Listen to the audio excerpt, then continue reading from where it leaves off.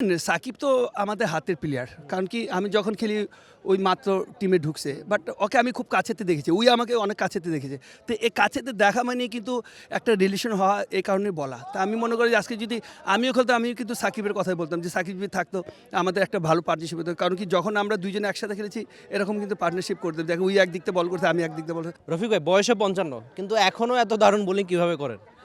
আলহামদুলিল্লাহ, এটা আল্লাহ কাছে লাখ লাখ শুক্রিয়া যে সুস্থ আছি। আর সবচেয়ে বড় যে যখন প্রফেশনাল হিসাবে ওখানে যখন খেলতাম, তো এখনও ওই চিন্তাটাই, যখন মাঠে নামি ওই চিন্তাটাই মাথা ঢুকে। এখন বয়সের দিক দিয়ে তাকে লাভ হবে না, বাট আমার পারফর্ম করতে হবে, ওইটাই কখনো সবসময় আমার চিন্তাটা থাকে। আপনি দেখেছেন কিনা আমি জানি না, সাকিব আল হাসান কয়েকদিন আগে বলেছিলেন যে আপনি তার আইডলের মতো, আপনি এখনও নেটে বোলিং করলে তার মতো অনেক ব্যাটারি নাকি খেলতে পারে না। তো এই যে একজন ক্রিকেটার যখন সাকিবের মতো ক্রিকেটার যখন এভাবে বলে, মোহাম্মদ রফিকের কাছে তা শুনতে কেমন লাগে? প্রিমিয়াম হেজেলনাট ফ্লেভারে পোলার কার্নিভাল হেজেলনাট আইসক্রিম। পোলার, মন ভালো থাক। দেখেন, সাকিব তো আমাদের হাতের প্লেয়ার, কারণ কি আমি যখন খেলি ওই মাত্র টিমে ঢুকছে, বাট ওকে আমি খুব কাছেতে দেখেছি, ওই আমাকে অনেক কাছেতে দেখেছে। তো এই কাছেতে দেখা মানে কিন্তু একটা রিলেশন হওয়া, এই কারণে বলা। তা আমি মনে করি যে আজকে যদি আমিও খেলতাম, আমিও কিন্তু সাকিবের কথাই বলতাম যে সাকিব যদি থাকতো আমাদের একটা ভালো পার্টনারশিপ হতো। কারণ কি যখন আমরা দুইজনে একসাথে খেলেছি এরকম কিন্তু পার্টনারশিপ করতে, দেখো ওই একদিকতে বল করতে, আমি একদিকতে বল। তা আমি ওভারঅল বলবো যে কোনো জিনিসটা আপনার ব্যাটসম্যানের দিক দিয়ে একটা পার্টনারশিপ দরকার, বলের দিক দিয়ে একটা পার্টনারশিপ দরকার। তা আমি মনে করবো সাকিব থ্যাংক ইউ যে আমাকে চয়েস করেছে। এখনকার দিনে হয় কি স্পিনাররা অনেক বেশি রান দিয়ে ফেলে, তো আপনি এখনও এই বয়সে এসে রান আটকানোর কাজটা কি দারুণভাবে করেন। আমি যদি বলি যে এখনকার স্পিনারদের জন্য সিনিয়র ক্যাম্পেইনার হিসেবে আপনি কোনো পরামর্শ দিতে চাইবেন?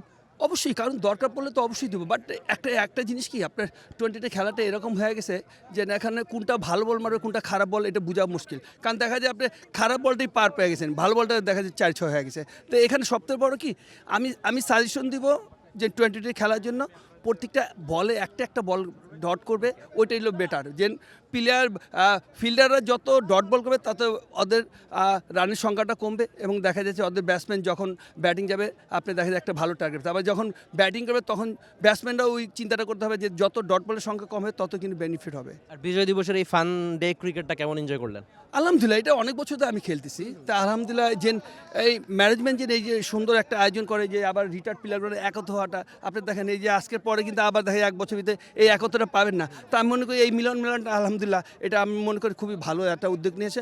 ইনশাল্লাহ আমি মনে করি এটা ধরে রাখা উচিত। থ্যাংক ইউ সো মাচ, অনেক বেশি শুভকামনা। Thank you. For more updates, subscribe to our YouTube channel and click on the bell icon. Follow us on Facebook and Instagram. Download T-Sports app to enjoy exciting games and highlights. Visit tsports.com.